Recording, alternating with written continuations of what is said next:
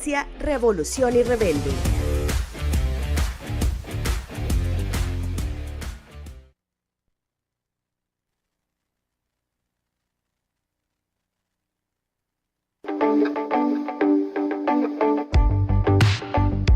Para conocer la realidad sin tanta vuelta. Equipo Maíz les invita a escuchar Vamos al grano. ¡Comenzamos! Hola, ¿qué tal, amigas y amigos? Les damos la bienvenida a una nueva cosecha de Vamos al grano. Como siempre, todo el equipo de producción de este programa está listas y listos para llevarles la información y análisis que nos ayuden a entender mejor la realidad en la que vivimos. Saludamos también a quienes nos escuchan a través de esta radio y también de las radios que retransmiten este espacio durante la semana. Soy Edgar Rosales, damos inicio a Vamos al grano, la realidad sin tanta vuelta. Saludos también a César Villalona, que siempre se encuentra con nosotros, como siempre lo digo, para hablar de esos temas que otros medios de comunicación no quieren abordar. César, bienvenido a este espacio. Hola, Edgar. Un saludo para la gente que siempre se da cita con nosotros y que siempre le gusta también analizar la realidad de nuestro país a través de Vamos al grano. Caída del agro, industria e ingresos fiscales, el tema que hoy vamos a desarrollar. Pero antes le vamos a dar paso a nuestra primera sección del programa, la cual es una introducción al tema a tratar. Les invitamos entonces a escuchar la cápsula antes de ir al grano. Antes de ir al grano. Cuando hablamos de la economía, no son solo números. Es el maíz, los frijoles y el arroz que llega a la mesa. También es el empleo de quien trabaja en una fábrica o el precio de los productos que se procesan en la industria. Por eso, hay que poner la lupa en lo que realmente define si el país avanza o se estanca. ¿Qué está pasando con el campo y la industria en El Salvador? ¿Las y los pequeños agricultores están mejor que hace 5 años? ¿Cómo han ido los ingresos fiscales del gobierno producto de la actividad agropecuaria e industrial? Sobre esto hablaremos en esta edición de Vamos al grano. Bien, en este programa queremos hablar sobre la actividad productiva del país en estos años de gobierno de Bukele. O sea, vamos a hablar de la base productiva del país fundamentalmente en 2 sectores, el agropecuario y el industrial. César, ¿cómo ha sido la actividad agropecuaria a partir de la llegada de los gobiernos de Bukele? ¿Y podemos hablar de un avance o de un retroceso? ¿Tenemos datos de esto? En el periodo 2019-2024, la producción agropecuaria disminuyó. Estamos hablando de 5 años. Los datos que da el Banco Central de Reservas muestran una caída de menos 0.12%. Eso quiere decir que para el año 2024 se estaba produciendo menos bienes en el sector agropecuario que en el año 2019. Es una reducción. En 5 años producir menos es muy negativo, porque la producción debería estar aumentando constantemente, porque hay siempre más demanda de productos agrícolas y sobre todo porque El Salvador es un país que tiene muchas importaciones de productos agropecuarios. Lácteos que vienen de Nicaragua, hortalizas, verduras y frutas que vienen de Honduras, de Guatemala, aguacate de México, etc. Entonces caer la producción significa un retroceso importante en 5 años. Estoy hablando de la producción en general, no por rubros específicos. Los rubros más afectados han sido, ya lo vamos a ver, los granos básicos, las hortalizas y frutas, la ganadería y los cultivos agroindustriales, fundamentalmente el azúcar, también el café. Otro dato que podemos dar es que en este periodo se perdieron 60.364 empleos en el campo. Es decir, trabajan 60.364 personas menos que en el 19. Se ha perdido empleo. Una parte de esa población me imagino que emigró al exterior, otra parte ha emigrado a las ciudades. Y también estamos hablando de un aumento de la pobreza que pasó de 5.2% de los hogares, pobreza extrema, es decir, carencia de alimentos, de la población del campo. Era el 5.2% de los hogares y hoy es el 11.1%. Es decir, se han duplicado los hogares en condición de pobreza extrema. Volviendo al empleo, esa caída que dije de 60.000 es un 13% de la población laboral. Bien, estos son datos que muestran digamos, un retroceso importante en materia de producción, empleo y lo que tiene que ver con la pobreza. Pero te quiero dar algunos datos ahora más específicos. En el caso del maíz, un rubro importante, la producción cayó de 17 millones de quintales en el 19-20 a 12.9 millones de quintales en el 23-24. Es decir, se está produciendo mucho menos maíz que en el 19. Si eran 17 millones, hoy son casi 13 millones, un recorte de la producción. Se está trayendo del exterior el 31% del maíz que consumimos. Cuando llegó Bukele, El Salvador tenía casi autosuficiencia en la producción de maíz. Se producía más o menos el 95%, 96% del que se consumía. En el caso del frijol, la producción ha tenido una caída de 2.2 millones de quintales a 1.8 millones de quintales, casi 1.9. Es una reducción importante y se está trayendo el 22% de fuera. Y en el caso del maicillo, la producción disminuyó de 2.4 millones de quintales a 2.1. Se está trayendo el 28% de fuera. El arroz igual ha tenido un desplome. El arroz ya tiene muchos años que se produce en una cantidad muy pequeña y la mayor parte viene del exterior. Pero estos tres rubros, maíz, frijol y maicillo, bueno, junto con el arroz, constituyen casi el 25% de la producción del sector agropecuario. De manera que esa caída es muy importante. Y además son productos de la canasta básica. Todos son productos de la canasta básica. En el caso de las hortalizas y frutas, ha disminuido el área de siembra un poquito, sobre todo en la fruta. Y la producción ha caído 14% en las hortalizas y 35% en las verduras y frutas. Es decir, que no es solo granos básicos, sino que ahora tocamos este otro aspecto. También te puedo dar algunos datos de la producción de exportación. Hay dos rubros ahí que se exportan, que son el café y el azúcar. En el caso del café, las exportaciones de café han venido cayendo. El año pasado disminuyeron en cantidad 6.8 y en dinero, la cantidad de dinero exportado que entró por exportación 6.3. Y el azúcar de caña, la producción exportable cayó 20% y en dinero 2.8%, casi 3%. Ok, entonces estamos hablando de una actividad agropecuaria que va mal. También hay disminución en la cabeza de ganado, sobre todo porcino, en la producción de huevo, en la producción de leche y de ave de corral. Pero ¿qué resulta? Que hay una variable que crece, pero no es una variable productiva. ¿Cuál es esa variable? Las importaciones de bienes agropecuarios, los productos que vienen del exterior, han crecido 12% entre el año 2019 y 2023.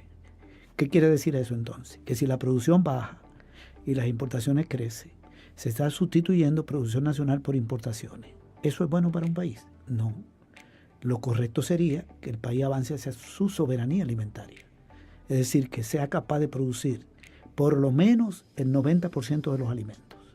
En el caso del campo y en el caso de la industria también, porque hay muchos alimentos industriales. Y nosotros estamos importando solo de los granos básicos, más del 30% del maíz, más del 20% del frijol y también una enorme cantidad de maicillo. Para no hablar ya de las hortalizas y la fruta, que eso el 70% viene de fuera. Recuerdo que en julio del año pasado, en una cadena de televisión donde Bukele habló, dijo que íbamos a avanzar hacia la soberanía alimentaria. Y resulta que los datos, ya cerrando el 2024, lo que no se expresan es que la producción sigue cayendo. El año pasado, por ejemplo, cayó la producción agrícola y están aumentando las importaciones. Lo otro es que ya este año, en el primer mes, ya hay un dato del primer mes de 2025 y la producción agropecuaria prácticamente se estancó, no está produciendo más.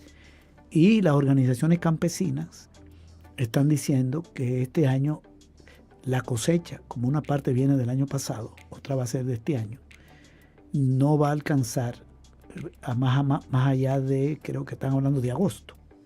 De manera que se viene una escasez fuerte en agosto Y lo más probable es que el gobierno estimule a los importadores para evitar que haya una escasez y falten los alimentos. Pero lo suple por importaciones que son caras, a propósito, porque traerlo de fuera es costoso. Y ha estado subiendo la gasolina, los combustibles en general. Es decir, que vamos mal en esto. Un último punto que te quiero tocar tiene que ver con el tema de los salarios en el campo, porque también hay que tomar en cuenta cómo le está yendo a la gente en términos de su poder adquisitivo. Resulta que en estos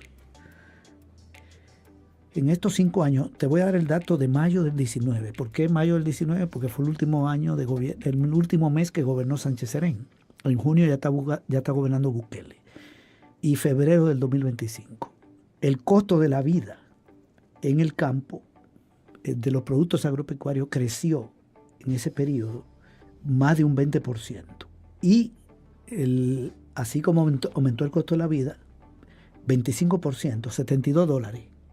Cuesta más hoy vivir en el campo para pagar los alimentos, vivienda, vestuario y servicios. 25% el aumento. Y como el salario mínimo apenas se subió en un 20%, el poder adquisitivo ha bajado. Fíjate que en el 2019 una persona del campo necesitaba $61 para cubrir el costo de la vida. $61. Y ahora necesita para cubrir el costo de la vida, si trabaja en el café, $89, o en la recolección de caña de azúcar. Y si trabaja en el sector agropecuario en general, fuera de café y azúcar, o en la recolección, fuera de los beneficios de café y la recolección de azúcar, si trabaja en el agro, en granos básicos, hortalizas, fruta, ganadería, o recolectando café, necesita $118. Antes necesitaba 61 para cubrir el costo de la vida. De manera que la brecha entre el salario mínimo y el costo de la vida se ha ampliado. Esto es lo que te expresa el incremento de la pobreza. Datos muy importantes, mencionabas estancamiento en la producción agropecuaria. También que el 70% de las hortalizas vienen de afuera. Eso nos hace también reflexionar qué tanta dependencia alimentaria tenemos. Hablemos ahora de cómo ha sido la actividad productiva industrial desde la llegada siempre de los gobiernos de Bukele, César. Aquí podemos hablar también de un retroceso o se ha dado avances. Fíjate que en la industria la situación es peor. Yo te decía que el sector agropecuario cayó durante este periodo menos 0.12. El sector agropecuario aportaba el 5.15% de toda la producción nacional del país, de todos los sectores, comercio, industria, construcción, etc. Y ahora aporta el 4.38, del 5.15 al 4.38. Ha retrocedido. Pero la industria ha tenido una situación todavía incluso más complicada. La caída ha sido de menos 0.01 menor, pero el aporte de la industria a la producción nacional cayó de 16% al 12%. Esto lo que quiere decir es que de todo lo que producía el país, bienes que vienen de la industria, del sector agropecuario, de la agroindustria, servicios que vienen del comercio, transporte, comunicaciones, energía, sistema financiero, etc. De toda la producción del país, el 16% provenía del sector industrial y ahora del sector industrial proviene el 12%. Es decir, que el país ha perdido base productiva, base material, porque te está cayendo la producción agropecuaria y te está cayendo la producción industrial. Esos dos sectores aportaban más del 20% de la producción, como aportaban 16 más 5, 21. Hoy están aportando entre los dos como 19%. No, un porcentaje menor, como 16%, porque ha caído mucho la industria. Lo otro es que las principales ramas que han tenido problemas de la industria son la textil, sobre todo las empresas de maquila. Fíjate que las exportaciones de las maquilas cayeron 23% en el 23, 11.7% en el 24 y ya tenemos el dato de enero-febrero del 25. Han caído 21%. Son productos que se venden sobre todo en Estados Unidos. Y ahora viene el anuncio del arancel. del impuesto que le van a poner a los productos de El Salvador en Estados Unidos, el arancel de aduana. Eso quiere decir que va a seguir cayendo las exportaciones de maquila. En este periodo, solo 23 de febrero de 2025, han dejado de entrar al país 441 millones por exportación de productos de la maquila.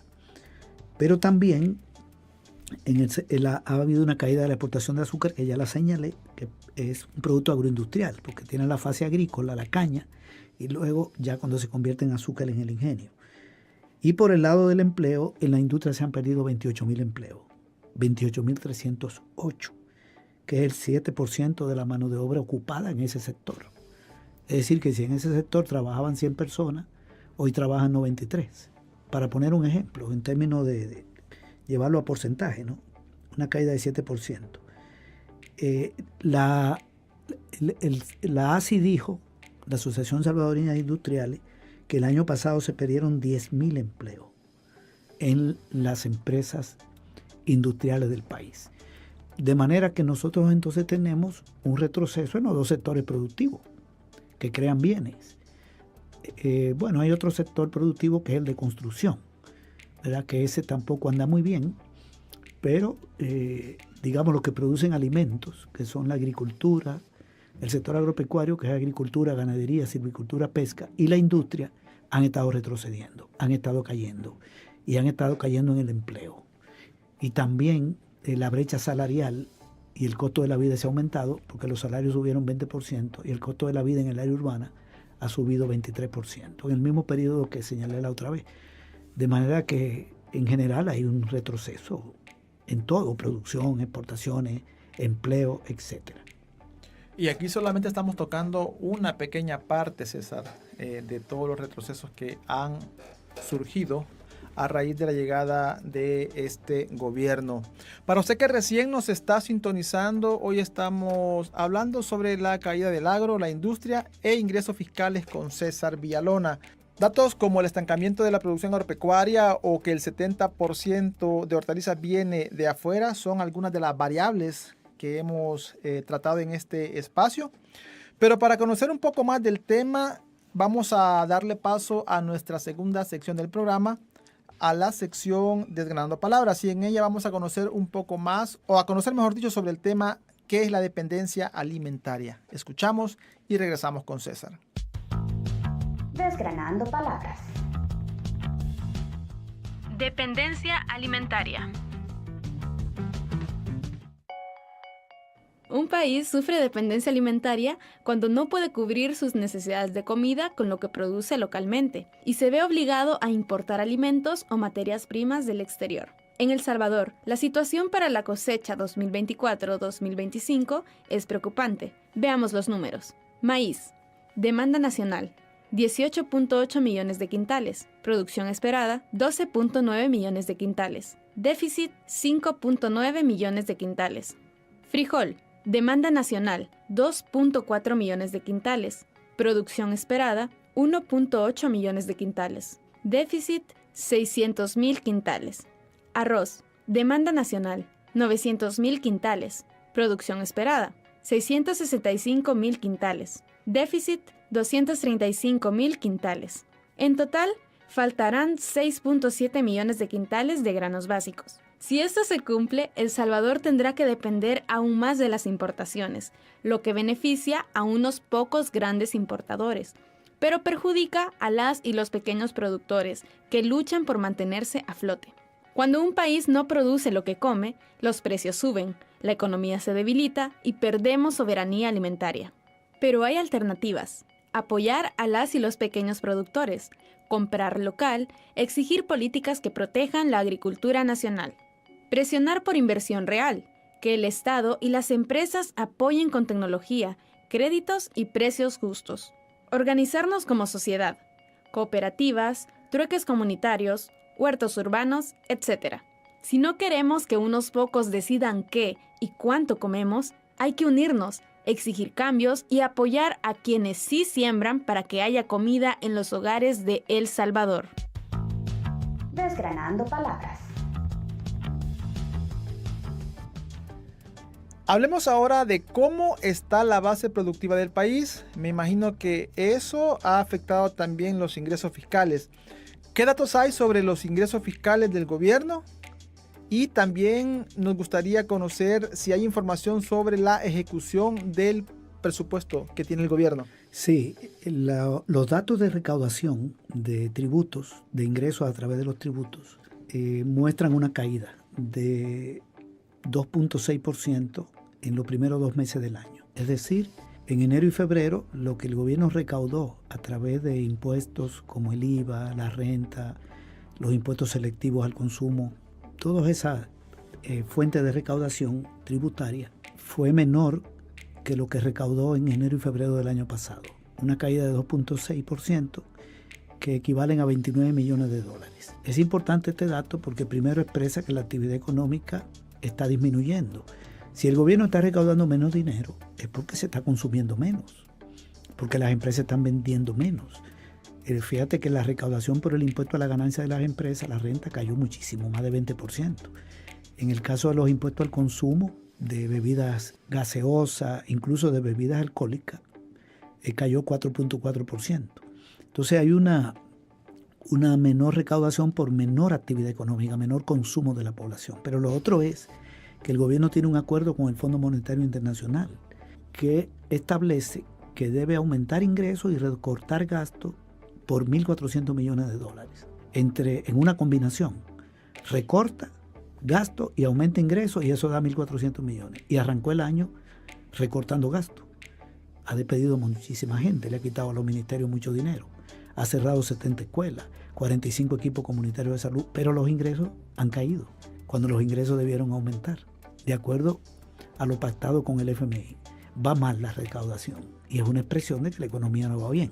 Por el lado del gasto, ¿cómo ha estado utilizando el dinero el gobierno? Estos son los datos que tenemos también a febrero. Ya está la ejecución financiera. Fíjate lo que ha sucedido. El gobierno ha gastado, en 2 meses gastó el 16% del gasto del año. Digamos que va bien. Ha gastado el 16 en 2 meses. Eso quiere decir que en el año va a gastar el 100. No tiene retraso en el total de gasto. Porque 16 en 2 meses quiere decir 90 y pico largo en 12 meses. Pero ¿qué resulta? Que el gasto no es parejo. Hay instituciones que están gastando más de la cuenta y otras que no están gastando lo debido. Por ejemplo, el Ministerio de Relaciones Exteriores, la Cancillería, en 2 meses ya se gastó el 33% del presupuesto del año. En 2 meses. Eso quiere decir que le van a tener que hacer un refuerzo y va a gastar mucho más de lo que le aprobaron.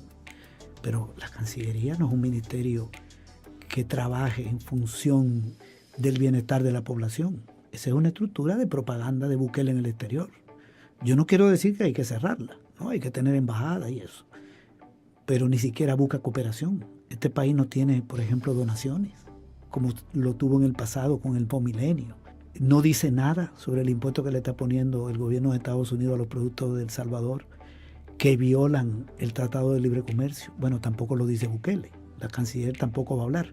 Pero no se ve un trabajo de la Cancillería y ya se gastó el 33%. No es un dinero que tenga una inversión, en la que vos vas a ver, por ejemplo, en obras públicas, que vas a ver una calle reparada, vas a ver alguna escuela o remodelada, que es a lo más que han llegado, que debería de ser más y no quitar como está pasando. Correcto. El Ministerio del Trabajo ya se sobregiró también, gastó más en los 2 meses de lo que le habían programado. El sobregiro no muy grande, pero se sobregiró. ¿Y qué hace el Ministerio del Trabajo? El ministro no dice nada de por qué están violando el salario mínimo, que no fue revisado en septiembre del año pasado, cuando se cumplieron los 3 años del último aumento, que fue en septiembre del 21. Y el Código Laboral, en el artículo 159, establece que hay que revisarlo por lo menos cada 3 años. Está violado. Y eso lo tiene que revisar el Consejo Nacional del Salario Mínimo, que es una institución autónoma, tripartita, pero que está adscrita al Ministerio del Trabajo y que la preside un funcionario nombrado por el ministro del Trabajo. Bueno, ese ministerio está gastando mucho dinero, pero no defiende los intereses de la población trabajadora. Otro que se sobregiró fue la Fiscalía General de la República. Pero la Fiscalía lo que se dedica es a elaborar expedientes para perseguir a la oposición. Ok, ese es como un gasto que no es muy bueno y es el que está creciendo. Ahora pasemos a ver los ministerios que sí deberían tener una buena inversión. Salud. Salud debió gastar o invertir en los 2 primeros meses $206 millones. Eso le asignaron, porque hay una programación por mes. ¿Y sabe cuánto invirtió? 128. No invirtió 78. ¿Y por qué no lo gastó? No lo invirtió. 78 millones de dólares. ¿Por qué no ejecutó los 206? Han cerrado 45 equipos comunitarios de salud familiar. Han despedido gente en el Ministerio de Salud, personal. No hicieron el aumento de salario de acuerdo al escalafón a una buena parte de los médicos, de las médicas, de las enfermeras, los enfermeros, personal administrativo. Se sabe que se están deteriorando los servicios de salud. Hay escasez de medicina en los hospitales. Y el Ministerio de Salud no gasta 78 millones de lo que debió gastar en los primeros 2 meses. Pasemos a educación, peor todavía. Este no invirtió 234 millones de lo que debió. Es decir, le hicieron una programación de más de 400 millones y solo invirtió una parte y no invirtió 234. Pero tenemos la información de que han cerrado 70 escuelas. Y con ese dinero no pudieran estar funcionando las escuelas. Como pudieran estar funcionando los equipos comunitarios de salud con los 78 millones del ministerio, que no ejecutó. La matrícula escolar ha disminuido. A la Universidad de El Salvador le deben 30 millones. Y el Ministerio de Educación se da el lujo de no gastar 234 millones. El de Desarrollo Local, para el año tiene 37 millones asignados. Y en los primeros 2 meses se gastó $800,000, ni $1 millón. ¿Qué hace ese Ministerio de Desarrollo Local? El Ministerio de Agricultura, en los primeros 2 meses debió invertir o gastar 15 millones. ¿Sabe cuánto gastó? 6 millones. ¿Y por qué no invirtió los 15? El de Agricultura. Si le asignan, si le dicen entre enero y febrero son 15, tanto en enero, tanto, ¿por qué cuando nos dan el dato son 6 y sobran 9? Cuando aquí hay tantas necesidades en el sector agropecuario para levantar la producción. El Ministerio de Economía no llegó ni a la mitad de los 14 millones, 6 y pico, que tiene que ver con el control de precios. Los alimentos están subiendo, con los subsidios, con ver cómo regula precios en el país. Otro, obra pública, no invirtió 20 millones, el 30% de lo que le asignaron para los 2 meses no lo invirtió. Y todo el mundo sabe que hay problemas en las calles, en las carreteras, etc. Y finalmente, hay un rubro que se llama inversión en activos fijos, que no solo es de obras públicas, sino en general, que son los puentes, la carretera, que debe hacer el Estado. Obras y construcciones, reparar escuelas, hacer una escuela, hacer un sistema de riego. Fíjate cuánto le asignaron, que debía invertir en los primeros 2 meses, 172 millones. ¿Y sabe cuánto invirtió? 11 millones. De los 172, 6%. ¿Y por qué no ejecuta el gobierno en obras si están en el presupuesto? Estos datos, ¿qué te dicen? Primero, que hay una caída de la recaudación. Y segundo, que hay una disminución extrema en el gasto en aquellas áreas que tienen que ver con la vida de la gente, que son la salud, la educación, agricultura, la misma obra pública, ¿verdad? Porque tiene que ver con esto, y las obras que hay que construir, lo que tú decías, se ve una calle, ¿verdad? Pero la Cancillería se sobregira, pero obra pública entonces no ejecuta. Hay una mala ejecución financiera, hay un caos. Las finanzas públicas son caóticas. Para finalizar, César, creo que ya te he hecho esta pregunta anteriormente. ¿Qué sucede con ese dinero que no se ejecuta? Bueno, el Ministerio de Hacienda lo destina a otra cosa. Por ejemplo, no se lo dio a salud, pero le dio de más a la Cancillería, ¿verdad? Ellos definen las prioridades.